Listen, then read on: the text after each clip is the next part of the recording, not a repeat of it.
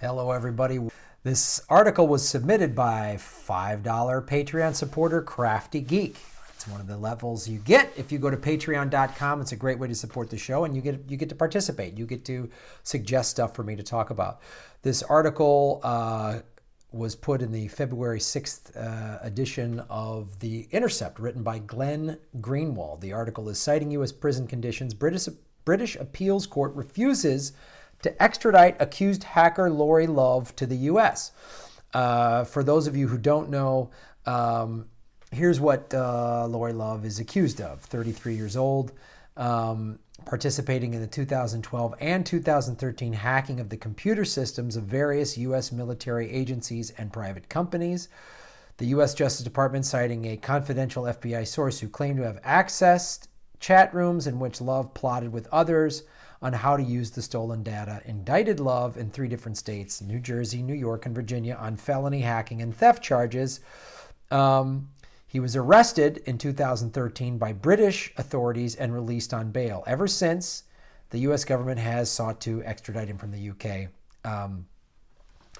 So here's what's interesting, and this article that Glenn Greenwald has done, which is obviously we love talking about Mr. Greenwald's articles. It's really an indictment of this denial by the British courts is a very severe criticism of the United States prison system. Basically, they're like, if he gets extradited, he suffers from depression and Asperger's, that he's more likely to kill himself because various reports, and I'll go into the details, have said that the U.S. prison system doesn't help people with mental health issues, which is no shock. We've talked before on this show about the private prison industry, and it's about profit. It's not about rehabilitating people. And so the British, this is interesting because they've obviously been trying to extradite Julian Assange. They've been trying to extradite, they were trying to get Snowden.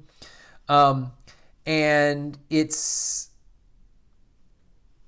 just shows you how kind of crazy America has become. The prison system is, for a country this industrialized and this wealthy, that we have this archaic prison system that we could be rehabilitating people. Well, we don't have the money for these programs. There's never enough money in America. We have plenty of money to spend on war and trillions, literally trillions of dollars on the global war on terror, but America could be a utopia, and it could lead the way for the entire planet. It could just be this fantastic place where people are treated with dignity and humanity, and there's plenty of jobs, and there's a very low crime rate. But instead, we're all just slaves to the corporate machine and the prison system and everything else. So this article is really much more of an indictment on the prison system, not just reporting the actual story here. This is the United States prison system made this case that, we would escort him and he would be under supervision, so he couldn't commit suicide. We'd take away anything that he could kill himself with. And this is what is in the article. What happened? That was the conclusion emphatically rejected by the British appeals court. The court concluded that suicide prevention programs in United States prisons are so crude and harsh that they actually increase the likelihood of a prisoner's suicide. The court placed particular emphasis on the warnings of neuropsychiatry professor Michael Koppelman that the U.S. Bureau of Prisons suicide prevention program, which involved an inmate on suicide watch being put into a suicide prevention room, wearing a suicide smock, and being monitored for 24 hours a day without any unapproved personal items, would likely exacerbate all the conditions it was ostensibly designed to treat.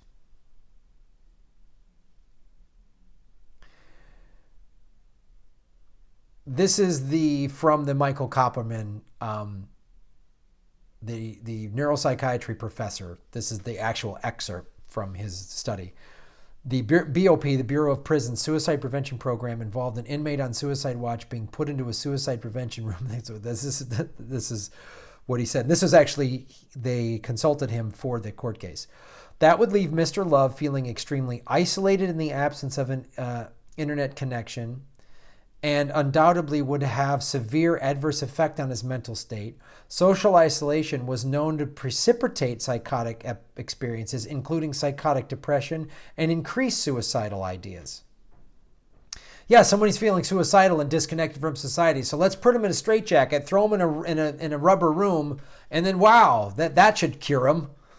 God, what is it, the fucking 1600s in this ridiculous country? A severe deterioration in clinical depression, a likely recurrence of psychotic ideas, a severe deterioration in his physical health with no exacerbation of eczema and asthma should be anticipated in such circumstances. He suffers from asthma and eczema. Suicidal risk would increase to very high in consequence, exacerbating rather than reducing the risk of suicide. His mental condition would remove his mental capacity to resist the impulse to commit suicide.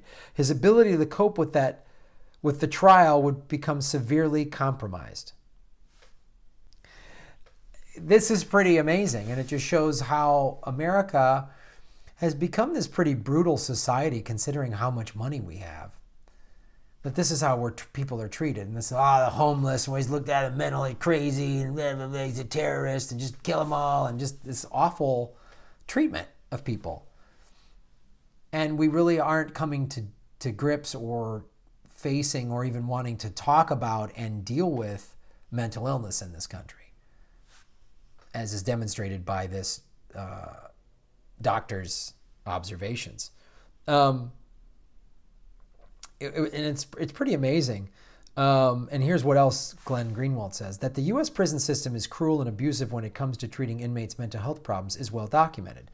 A decade ago, the Department of Justice acknowledged itself that more than half of all prison and jail inmates had a mental health problem, including 705,000 inmates in state prisons, 78,000 in federal prisons, and 479,000 in local jails.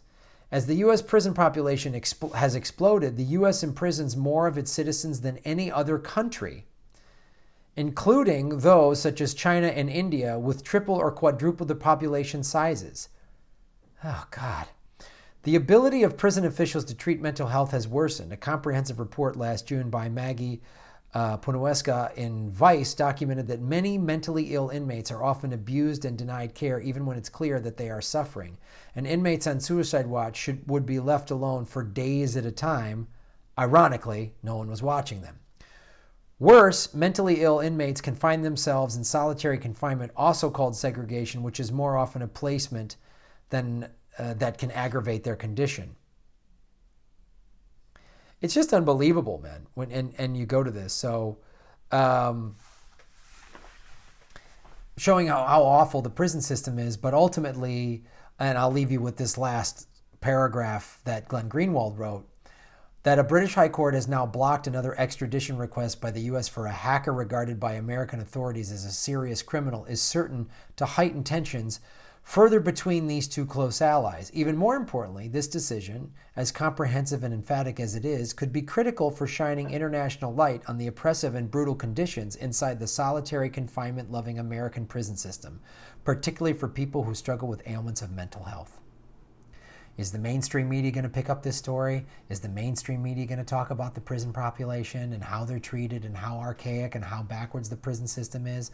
Doubtful, because the private prison industries contributes to super PACs and they contribute to big foundations and they buy ad time and everything else. So I hope this gets changed, and I'm glad, Crafty Geek, thank you so much for supporting the show and shining some. I wasn't aware of this, but now I am, and now you guys are. So thank you so much for supporting the show. Make sure you haven't been unsubscribed and go to the Patreon.